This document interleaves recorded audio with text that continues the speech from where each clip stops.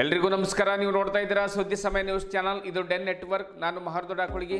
ಮತ್ತೆ ಒಂದಿಷ್ಟು ಹೊಸ ಸುದ್ದಿಗಳನ್ನು ತೆಗೆದುಕೊಂಡು ನಾವು ನಿಮ್ಮ ಮುಂದೆ ಬರ್ತಾ ಇದ್ದೀವಿ. ಈ ದಿನದ ಪ್ರಮುಖ ಹೆಡ್ಲೈನ್ಸ್ಗಳನ್ನು ನೋಡ್ಕೊಂಡು ಬರೋಣ. ಕನ್ನಡ ಚಿತ್ರಗಳಿಗೆ ಜಾಗತಿಕ ವೇದಿಕೆ ಕಲ್ಪಿಸಲು OTT ಸ್ಥಾಪನೆ ಶೀಘ್ರ. ಕಂಠೀರವ ಸ್ಟುಡಿಯೋಸ್ ವಜ್ರ ಮಹೋತ್ಸವಕ್ಕೆ ಸರ್ಕಾರದಿಂದ 1 ಕೋಟಿ ರೂಪಾಯಿ ಬಿಡುಗಡೆ. ಮೆಹಬೂಬ್ ಪಾಷಾ ಪತ್ರಿಕಾ ಭವನದಲ್ಲಿ ಕರೆದ ಸುದ್ದಿಗೋಷ್ಠಿಯಲ್ಲಿ ಅಭಿಮತ. ನಗರದಲ್ಲಿ ಜರುಗಿದ ಸಂಭ್ರಮದ 556ನೇ ವರ್ಷದ ಗುರುನಾನಕ್ ದೇವ್ ಜಯಂತಿ. ಶೌರ್ಯದ ಪ್ರತೀಕವಾದ ಖಡ್ಗ ಹಿಡಿದು ಓಡಿದ ಸಿಖ್ ಸಮುದಾಯದ ಯುವಕರು. ಪಂಜಾಬ್, ಮಹಾರಾಷ್ಟ್ರ ಸೇರಿದಂತೆ ಸುಮಾರು 25,000ಕ್ಕೂ ಹೆಚ್ಚು ಸಿಖ್ ಬಾಂಧವರು ಭಾಗಿ. ಸರ್ದಾರ್ ಡಾಕ್ಟರ್ ಬಲ್ಬೀರ್ ಸಿಂಗ್ ಹೇಳಿಕೆ. ಇಂದಿನ ಒಂದಿಷ್ಟು ವಾರ್ತೆಗಳ ವಿವರಗಳನ್ನು ನೋಡ್ಕೊಂಡು ಬರೋಣ. ಮುಂಬರುವ ಹೊಸ ವರ್ಷದಲ್ಲಿ ಕನ್ನಡ ಚಿತ್ರಗಳಿಗೆ ಜಾಗತಿಕ ವೇದಿಕೆ ಕಲ್ಪಿಸಲು ಶೀಘ್ರವೇ OTT ಪ್ರಾರಂಭಿಸಲಾಗ್ತಾ ಇದೆ ಎಂದು ಕಂಠೀರವ ಸ್ಟುಡಿಯೋಸ್ನ ನಿಯಮಿತ ಅಧ್ಯಕ್ಷ ಮೆಹಬೂಬ್ ಪಾಷಾ ಅವರು ಹೇಳಿದರು. ಅವರು ನಗರದ ಪತ್ರಿಕಾ ಭವನದಲ್ಲಿ ಆಯೋಜಿಸಲಾದ ಪತ್ರಿಕಾಗೋಷ್ಠಿಯಲ್ಲಿ ಮಾಹಿತಿಯನ್ನು ನೀಡುತ್ತಾರೆ. ಅಮೆಜಾನ್ ಇರಬಹುದು, G5, ಆಮೇಲೆ ಜಿಯೋ, ಹಾಟ್ಸ್ಟಾರ್, ನೆಟ್ಫ್ಲಿಕ್ಸ್ ಸೇರಿದಂತೆ ಖಾಸಗಿ OTTಗಳಲ್ಲಿ ಕನ್ನಡದ ಆಯ್ದ ಚಲನಚಿತ್ರಗಳಿಗೆ ಮಾತ್ರ ವೇದಿಕೆ ದೊರಕ್ತಾ ಇದೆ. ಇದರಿಂದಾಗಿ ಸುಮಾರು 4,000ಕ್ಕೂ ಅಧಿಕ ಕನ್ನಡ ಸಿನಿಮಾಗಳು ವಿತರಕರು ಹಾಗೂ ಚಿತ್ರಮಂದಿರಗಳ ಕೊರತೆಯಿಂದ ಬಿಡುಗಡೆ ಭಾಗವನ್ನೇ ಕಂಡಿಲ್ಲ. ಇದರಿಂದಾಗಿ ನಿರ್ಮಾಪಕರು, ಕಲಾವಿದರು, ತಂತ್ರಜ್ಞರು ಸಂಕಷ್ಟದಲ್ಲಿದ್ದಾರೆ. ಇಂಥ ಸಿನಿಮಾಗಳಿಗೆ ಕೇವಲ ನಮ್ಮ ರಾಜ್ಯ, ದೇಶ ಮಾತ್ರವಲ್ಲ, ಜಾಗತಿಕವಾಗಿ ವೇದಿಕೆಯನ್ನು ಕಲ್ಪಿಸಿ ಕೊಡಲು ಒಂದು ಸರ್ಕಾರದಿಂದಲೇ ಮುಂಬರುವ ಹೊಸ ವರ್ಷದಲ್ಲಿ OTT ಪ್ರಾರಂಭಿಸಲಾಗ್ತಾ ಇದೆ. ಈ ಬಗ್ಗೆ ಒಂದು ಚರ್ಚಿಸಿ ತೀರ್ಮಾನ ಕೈಗೊಳ್ಳಲು ಉನ್ನತ ಮಟ್ಟದ ಸಮಿತಿ ಸಹ ರಚಿಸಲಾಗಿದೆ ಎಂದು ಅಧ್ಯಕ್ಷರಾಗಿರುವಂತಹ ಮೆಹಬೂಬ್ ಪಾಷಾ ಅವರು ತಿಳಿಸಿದರು. ಕಂಠೀರವ ಸ್ಟುಡಿಯೋಸ್ ವಜ್ರ ಮಹೋತ್ಸವ ಆಚರಣೆಗಾಗಿ ಸರ್ಕಾರದಿಂದ ಈಗಾಗಲೇ 1 ಕೋಟಿ ರೂಪಾಯಿ ಅನುದಾನ ಮಂಜೂರಾಗಿದ್ದು, ಇನ್ನು ಹೆಚ್ಚಿನ ಅನುದಾನಕ್ಕಾಗಿ ಬೇಡಿಕೆ ಸಲ್ಲಿಸಲಾಗಿದೆ. ವಜ್ರ ಮಹೋತ್ಸವ ಆಚರಣೆ ಹಮ್ಮಿಕೊಳ್ಳಲಾಗುವುದು ಎಂದು ಹೇಳಿದರು. 1966ರಲ್ಲಿ ಕಂಠೀರವ ಸ್ಟುಡಿಯೋಸ್ ಅನ್ನ ಗುಬ್ಬಿ ವೀರಣ್ಣ, TS ಕರಿಬಸಯ್ಯ ಮತ್ತಿತರರು ಸೇರಿದಂತೆ ಬೆಂಗಳೂರಿನಲ್ಲಿ ಜಮೀನು ಖರೀದಿ ಮಾಡಿ ಖಾಸಗಿ ಸಹಭಾಗಿತ್ವದಲ್ಲಿ ಸ್ಥಾಪನೆ ಮಾಡಿದರು. ಇದಕ್ಕೂ ಪೂರ್ವದಲ್ಲಿ ಕನ್ನಡ ಚಲನಚಿತ್ರ ನಿರ್ಮಾಣ ಕುರಿತ ಕೆಲ ಕಾರ್ಯಗಳಿಗೆ ಮದ್ರಾಸ್ಗೆ ಹೋಗಬೇಕಾಗಿತ್ತು.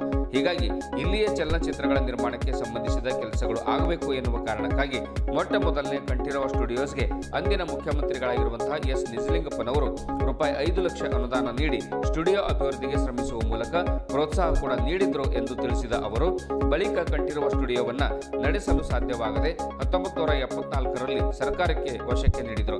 ಆಗಿನಿಂದಲೂ ಕೂಡ ಸರ್ಕಾರವೇ ಕಂಠೀರವ ಸ್ಟುಡಿಯೋ ನಿರ್ವಹಣೆ ಮಾಡ್ತಾ ಇದೆ ಎನ್ನುವಂತ ಮಾತನ್ನ ಹೇಳಿದರು. ಈ ಸಂದರ್ಭದಲ್ಲಿ ಜಿಲ್ಲಾ ವಾರ್ತಾಧಿಕಾರಿಗಳಾಗಿರುವಂತಹ ಮಂಜುನಾಥ್ ಸುಳ್ಳೋಳಿ ಸೇರಿದಂತೆ ಇತರರು ಉಪಸ್ಥಿತರಿದ್ದರು.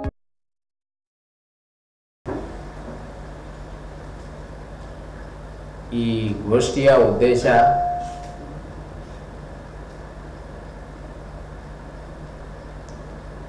ಎರಡು ವಿಷಯಗಳಿಗೆ. ನಮ್ಮ ಶ್ರೀ ಕಂಠೀರವ ಸ್ಟುಡಿಯೋಸ್ ನಿಯಮಿತಕ್ಕೆ ಅಧ್ಯಕ್ಷನಾಗಿ ನನ್ನನ್ನು ನೇಮಕ ಮಾಡಿ ಸರ್ಕಾರ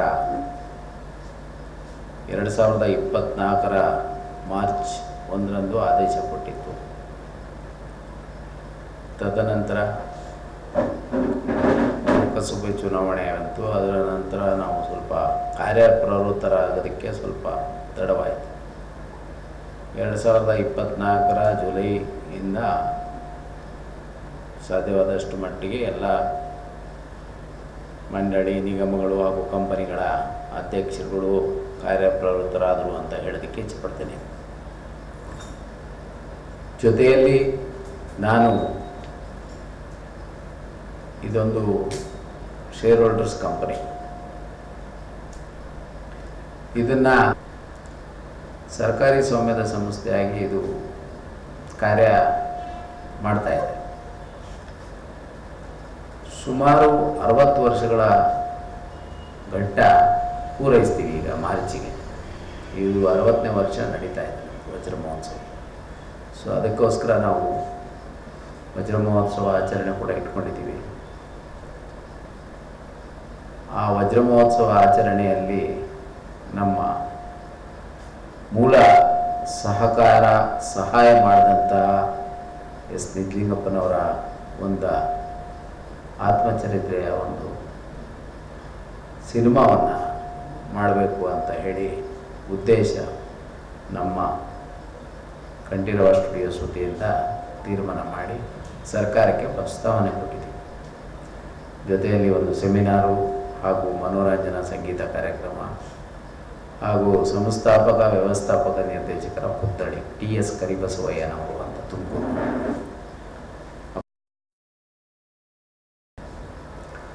ಸೊ ಈ ವಜ್ರ ಮಹೋತ್ಸವ ಕಾರ್ಯಕ್ರಮದಲ್ಲಿ ನಿಜಲಿಂಗಪ್ಪನವರ ಸಿನಿಮಾ ಮಾಡಬೇಕು ಅಂತ ಉದ್ದೇಶ ಯಾಕೆ ಅಂದರೆ, ಅವರೊಬ್ಬ ಮಾದರಿ ರಾಷ್ಟ್ರ ನಾಯಕರಾಗಿದ್ದರು, ಜೊತೆಯಲ್ಲಿ ಸ್ವಚ್ಛ ಆಡಳಿತಕಾರ, ದಕ್ಷ ರಾಜಕಾರಣಿ, ಅಪರೂಪದ ಮುಖ್ಯಮಂತ್ರಿ ರಾಜಕಾರಣಿಯಾಗಿದ್ದರು ಅಂತ ಹೇಳೋದಕ್ಕೆ ಇಚ್ಛೆಪಡ್ತೀನಿ. ಅದೇ ರೀತಿ ಸಿನಿಮಾ ಸೆಮಿನಾರ್ಗಳು ಯಾವ ರೀತಿ ಇರಬೇಕು, ಸ್ಟುಡಿಯೋಗಳು ಅನ್ನೋದ್ರ ಬಗ್ಗೆ, ಹಾಗೂ ಒಂದು ಮನೋರಂಜನಾ ಸಂಗೀತ ಸಂಜೆ, ಇದು ಒಂದು ಅಂಶ.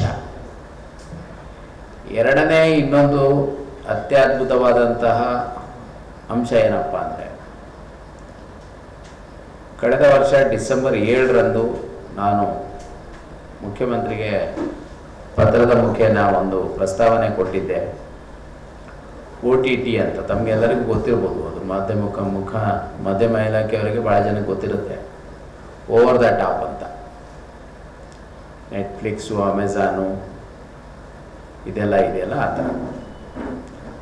ಸೊ ನೆಟ್ಫ್ಲಿಕ್ಸು, ಅಮೆಝಾನ್ ಥರ ಓವರ್ ದ ಟಾಪ್ ನಮ್ಮ ಕರ್ನಾಟಕದಲ್ಲಿ ಎಕ್ಸ್ಕ್ಲೂಸಿವ್ ಕನ್ನಡಕ್ಕೆ ಇಲ್ಲ. ನಾವು ನಮ್ಮ ಏನಪ್ಪ ಉದ್ದೇಶ ಅಂದರೆ, ಇದನ್ನು ಸೃಜಿಸಿರುವುದು ಸಿನಿಮಾ ಪ್ರದರ್ಶನ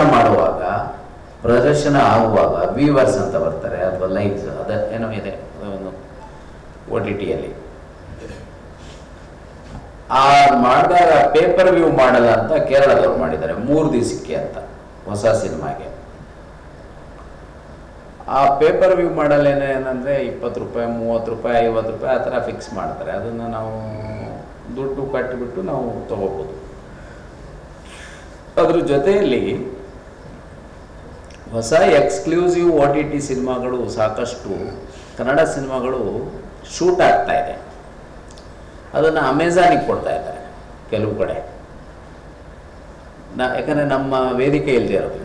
ಅದಕ್ಕೆ ಸರ್ಕಾರದಿಂದ ಒಂದು ವೇದಿಕೆಯನ್ನು ಸೃಜಿಸಿ ಅದನ್ನು ಬಹಳ ಲಾಭದಾಯಕವಾದಂಥ ಒಂದು ಉದ್ಯಮವಾಗಿ ಪರಿವರ್ತನೆ ಮಾಡೋದಕ್ಕೆ ನನ್ನ ಉದ್ದೇಶ, ಪರಿಕಲ್ಪನೆಯನ್ನು ಮುಖ್ಯಮಂತ್ರಿಗಳು ಸಾಕಾರಗೊಳಿಸಿ ಅವಕಾಶ ಮಾಡಿಕೊಟ್ಟಿದ್ದಾರೆ.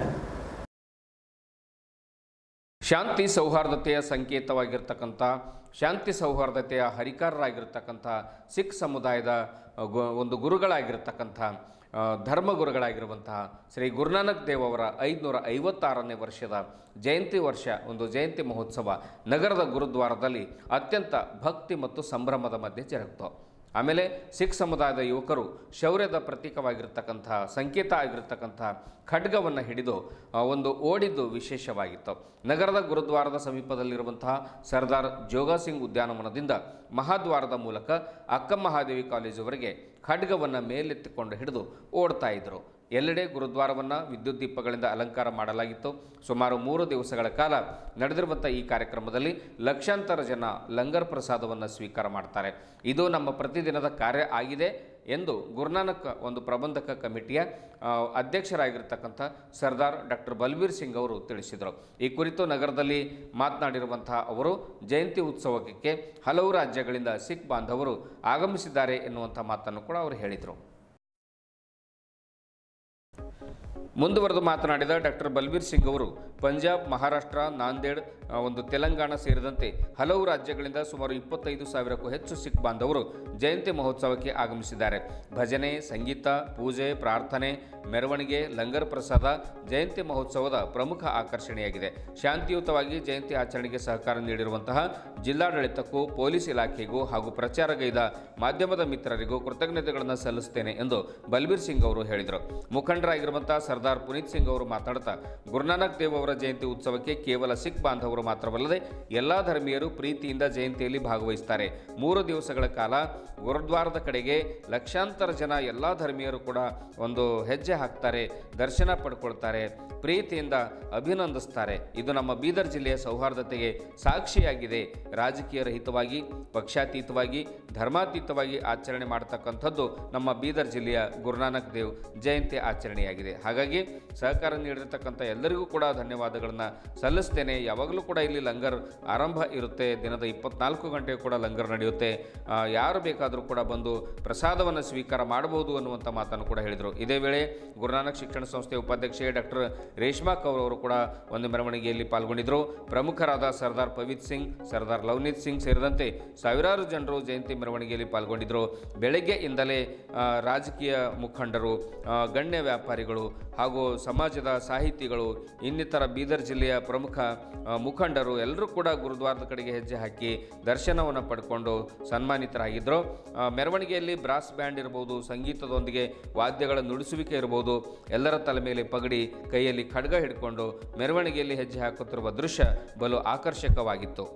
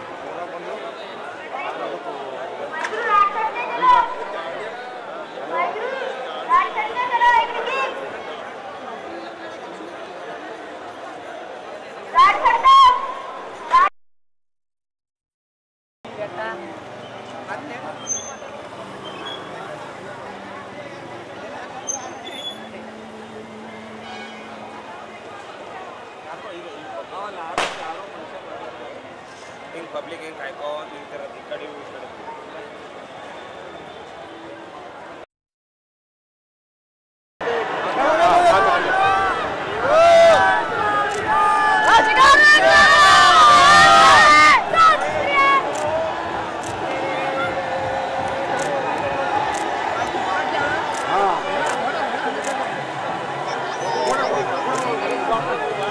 इधर कैमरा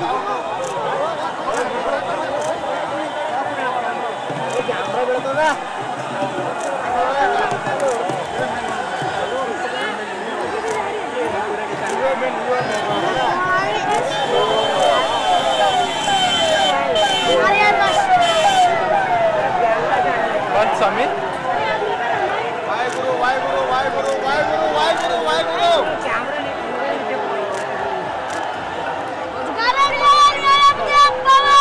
कौन स्वामी का खालसा वाहिगुरु जी की फतेह।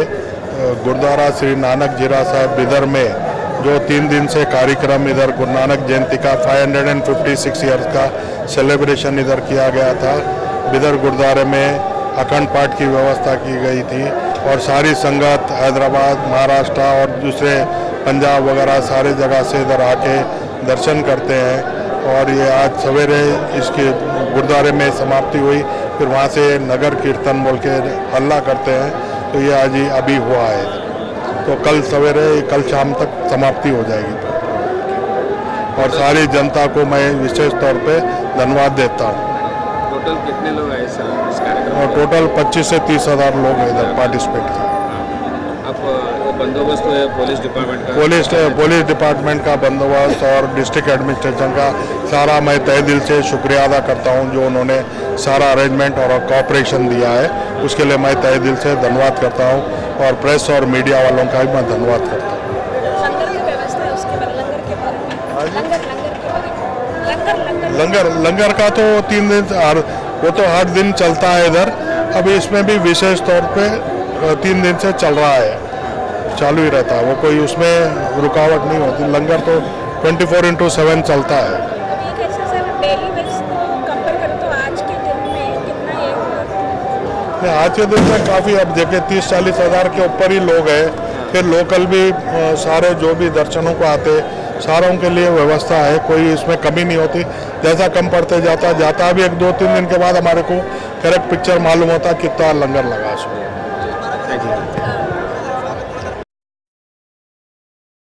ಚಾರ್ಸಾ ದೇವಿ ಇಲ್ಲಿ ಬಿದರ್ ನಾನಕ್ ಜೀರಾ ಸಾಹೇಬ್ನಲ್ಲಿ ಇಲ್ಲಿ 3 ದಿವಸ ಕಾರ್ಯಕ್ರಮ ಇರ್ತಾ ಇತ್ತು. ಅಖಂಡ್ ಪಾಠ ಸಾಹೇಬ್ನಿಂದ ಆರಂಭವಾಗಿ ಇವತ್ತು ಸಮಾಪ್ತಿ ಆಗಿದೆ. ಮತ್ತು ಕೀರ್ತನ ಸಮಾಗಮ ಆಯಿತು, ಕಥಾ ಕೀರ್ತನ್ ಭಜನ್ ಎಲ್ಲ ಇವತ್ತು ಆಗಿದೆ. ಈಗ ನಗರ ಕೀರ್ತನೆ ನಡ್ತಾ ಇದೆ ಪ್ರೊಸೆಷನ್.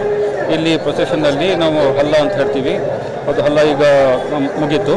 ಇದು ಹಲ್ಲ ಅಂದರೆ ನಮ್ಮದು ಯಾರು ಹಳೆ ಏನು ರಿಚುವಲ್ಸ್ ಇತ್ತು ನಾವು ಪ್ರದರ್ಶನ ಮಾಡಬೇಕಂತಿತ್ತು. ಅದರೆಲ್ಲ ಇಲ್ಲಿ ಬೀದರ್ ಜನ ನೋಡಲಿಕ್ಕೆ ಬಹಳ ಪ್ರೀತಿಲಿಂದ ನೋಡ್ತಾರೆ, ಅವ್ರಿಗೆ ಖುಷಿ ಇರುತ್ತೆ. ಮತ್ತು ನಮ್ಮದು ಇದು ಒಂದು ರಿಚುವಲ್ ಏನಿದೆ ಅಂದರೆ ಇವರು ಎಲ್ಲರೂ ನಾವು ತಯಾರಿದ್ದೀವಿ, ಎಲ್ಲ ನಾವು ರೆಡಿ ಇದ್ದೀವಿ. ಯಾವಾಗಲೂ ಏನೂ ಇದ್ದರೆ ದುಃಖ ಸುಖನಲ್ಲಿ ನಾವು ಇದರಲ್ಲಿ ನಾವು ಇದು ಎಲ್ಲ ಮಾಡ್ತೀವಿ. ಮೆರವಣಿಗೆದ ವಿಶೇಷತೆ ಏನು ಸರ್, ಯಾವ ಕಾರಣಕ್ಕೆ ಮಾಡೋ ವಿಶೇಷ ಇದು ರಿಚುವಲ್, ಧಾರ್ಮಿಕ ರಿಚುವಲ್ಸ್ ಇದೆ. ಇದು ಎಲ್ಲರೂ ಬಹಳ ಹೊರಗಿಂದ ಇದು ನಿಶಾನ್ ಸಾಹೇಬ್ ತಗೊಂಡು ಬರ್ತಾರೆ, ಅದು ನಾವು ಇಲ್ಲಿ ಇದು ಪ್ರದರ್ಶನ ಮಾಡ್ತೀವಿ. ಹಿಂದಿನ ಸೈನಿಕರು ಏನು ಹೌದು, ಹೌದು, ಅದೇ ನಾವು ಇದು ಸೈನಿಕದವ್ರದ್ದು ಇದೆ ಮರ್ಯಾದೆ ಇರುತ್ತೆ, ಅದು ಮರ್ಯಾದೆ ಪ್ರಕಾರ ನಾವು ಮಾಡ್ತಾರೆ. 5 ದಿನ ಏನೇನು ಕಾರ್ಯಕ್ರಮ? 3 ದಿವಸ ಕಾರ್ಯಕ್ರಮ ಇತ್ತು. 3 ದಿವಸ ಅಖಂಡ್ ಪಾಠ ಸಾಹೇಬ್ ಇತ್ತು, ಕೀರ್ತನ್ ಇತ್ತು. ಇದು ಟೋಟಲ್ ಧಾರ್ಮಿಕ ಕಾರ್ಯಕ್ರಮ, ನಾನ್ ಪೊಲಿಟಿಕಲ್ ಇರುತ್ತೆ ಇದು. ಮತ್ತು ಇದು ಎಲ್ಲ ಕೀರ್ತನ್, ಭಜನ್, ಕಥಾ ಈ ಥರ ಇರುತ್ತೆ. ಇದು 556 556.